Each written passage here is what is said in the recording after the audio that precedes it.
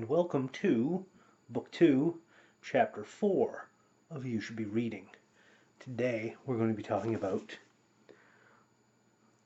George Orwell's 1984. Now, I read a George Orwell book in high school, but it was Animal Farm. It was not 1984.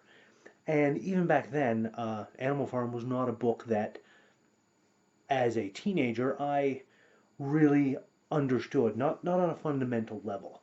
And this book is very similar in that vein.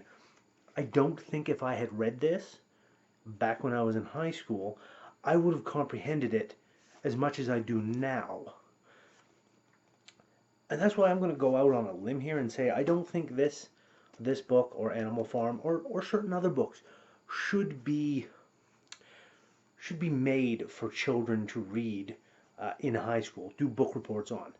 I think there should be some element of choice involved in what they can read. That they should be allowed to read what they want, what they're interested in. Because if you're interested in something, you go that extra mile to understand it, which I think is very important. But 1984 by George Orwell. This book is a piece of literature with a capital L, which I'm very fond of that sort of thing, of capitals with words, because it stands it apart from just the small letter beginning of word, literature versus literature. And there's a reason why I say that, because this book in particular deals with some very weighty subject matter. It is naturally, if anybody knows 1984, if anybody knows anything about George Orwell, it is, how to put this, it is about a man named Winston Smith who works for the Ministry of Truth in London. What he does each and every day, he gets something that pops in, and he's required to make changes to this magazine or this article or whatever to make it more in line with the party, so that it always looks like the party is always right, and that Big Brother and the ones that rule everything, they never make any mistakes. And it's not lying.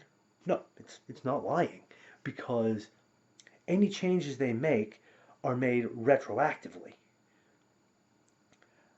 All copies of any old existing manuscripts, any old existing books, magazines, newspaper articles that are out there, they are all kept, and they are all changed according to this new information that is added.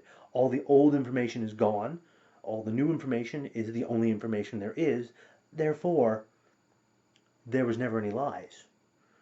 You see, it's a frightening look at a dystopian society.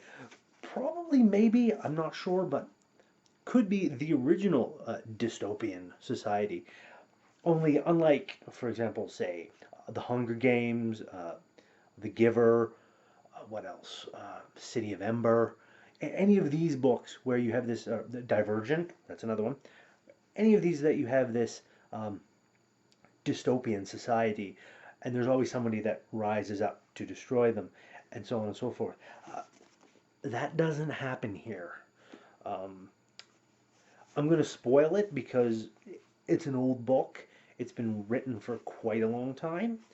But over the entire course of it, you get this idea that Winston Smith, he hates Big Brother. He hates the party. He wants to join the rebellion that's out there. He wants to take down the party and everything that it stands for. He wants to do this so badly, it's burning in his heart. And yet, even throughout it all, even while he has that desire, he knows it's a crime. He knows it will get him found out by the thought police, and that they will eventually capture him and break him, and it'll be over for him. There's no hero's end for Winston Smith. He knows this from page 1 of the book, all throughout it, and yet he still willingly walks himself down that road of rebellion, right into the hands of the thought police. And even though he tries and tries to uh, deny it and tries to rail against it and fight, he knows he's going to lose. He knows it. And that's what's most frightening, because 1984, the way it portrays this through Winston's eyes and what he sees is a world where everyone who exists, all the people, all the party members, have been so thoroughly indoctrinated, so thoroughly accepting of the beliefs and the structures of the party, and that the thought police will find you out, that there's no hiding. I mean, they even have their children from a young age ratting out their parents to the thought police. They train them to do this from a young age, so that the parents are frightened of the children, so that there's no familial bond, so that the wives and husbands are afraid of each other, so that there's no matrimonial bond. They break those down.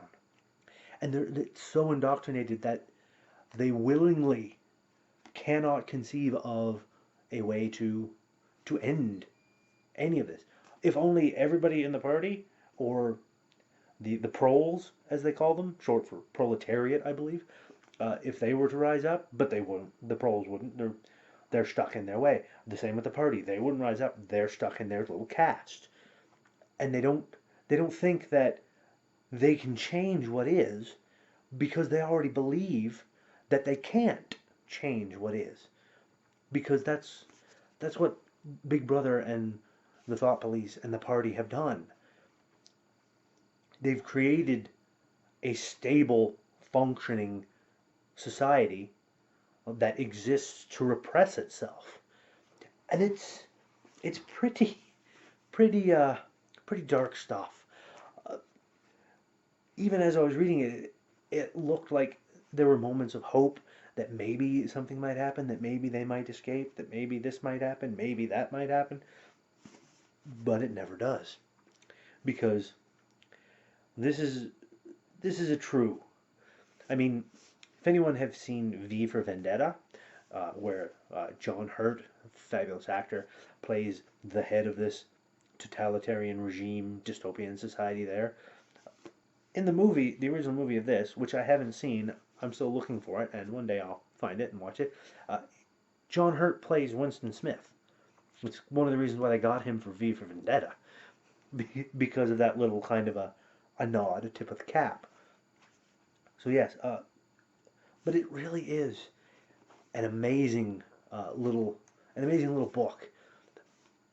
Like I said, fairly heavy, fairly dark, not for everyone, that's for sure. Uh, I would, I don't want to say don't read it if you're young.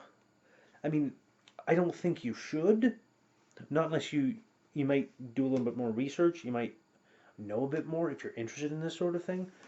You still might enjoy it even if you are young. But personally, like, I didn't read it until not that long ago, and it's something that I know I wouldn't appreciate it as much as I do now when I was younger. It just wouldn't be a thing. It wouldn't be something I'd like. So yes, I'm going to leave you with this, because there's not much else to say other than, my God, you should read this. Chapter 1. It was a bright, cold day in April, and the clocks were striking 13. Winston Smith, his chin nuzzled into his breast, in an effort to escape the vile wind, slipped quickly through the glass doors of Victory Mansions, though not quickly enough to prevent a swirl of gritty dust from entering along with him. The hallway smelt of boiled cabbage and old rag mats. At one end of it a colored poster, too large for indoor display, had been tacked to the wall. It depicted simply an enormous face, more than a meter wide, the face of a man of about 45, with a heavy black mustache and ruggedly handsome features. Winston made for the stairs. It was no use trying the lift. Even at the best of times it was seldom working, and at present the electric current was cut off during daylight hours. It was part of the economy drive in preparation for Hate Week. The flat was 7 flights up, and Winston, who was 39, and had a varicose ulcer under his right ankle, went slowly, resting several times on the way. On each landing, opposite the lift shaft, the poster with the enormous face gazed from the wall. It was one of those pictures which are so contrived that the eyes follow you about when you move. "Big Brother is watching you," the caption beneath it ran. Inside the flat, a fruity voice was reading out a list of figures which had something to do with the production of pig iron. The voice came from an oblong metal plaque, like a dulled mirror, which formed part of the surface of the right-hand wall. Winston turned a switch and the voice sank somewhat, though the words were still distinguishable. The instrument, the telescreen it was called, could be dimmed, but there was no way of shutting it off completely. He moved over to the window, a smallish, frail figure, the meagerness of his body merely emphasized by the blue coveralls which were the uniform of the party. His hair was very fair, his face naturally sanguine, his skin roughened by coarse soap and blunt razor blades, and the cold of the winter that had just ended. Outside, even through the shut window pane, the world looked cold. Down in the streets little eddies of wind were whirling dust and torn paper into spirals, and though the sun was shining and the sky a harsh blue, there seemed to be no color in anything, except the posters that were plastered everywhere. The black mustachioed face gazed down from the ever-commanding corner. There was one on the house front immediately opposite. "Big Brother is watching you," the caption said, while the dark eyes looked deep into Winston's own. Down at street level, another poster, torn at one corner, flapped fitfully in the wind, alternately covering and uncovering the single word "Ingsoc." In the far distance a helicopter skimmed down between the roofs, hovered for an instant like a bluebottle, and darted away again with a curving flight. It was the police patrol, snooping into people's windows. The patrols did not matter, however. Only the thought police mattered. Behind Winston's back, the voice from the telescreen was still babbling away about pig iron and the over-fulfillment of the 9th three-year plan. The telescreen received and transmitted simultaneously. Any sound that Winston made, above the level of a very low whisper, would be picked up by it. Moreover, so long as he remained within the field of vision which the metal plaque commanded, he could be seen as well as heard. There was, of course, no way of knowing whether you were being watched at any given moment.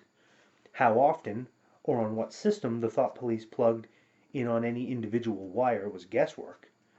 It was even conceivable that they watched everybody all the time. But at any rate, they could plug in your wire whenever they wanted to. You had to did live, from habit that became instinct, in the assumption that every sound you made was overheard, and, except in darkness, every movement scrutinized. Winston kept his back turned to the telescreen. It was safer, though, as he knew well, even a back can be revealing. A kilometer away, the Ministry of Truth, his place of work, towered vast and white above the grimy landscape.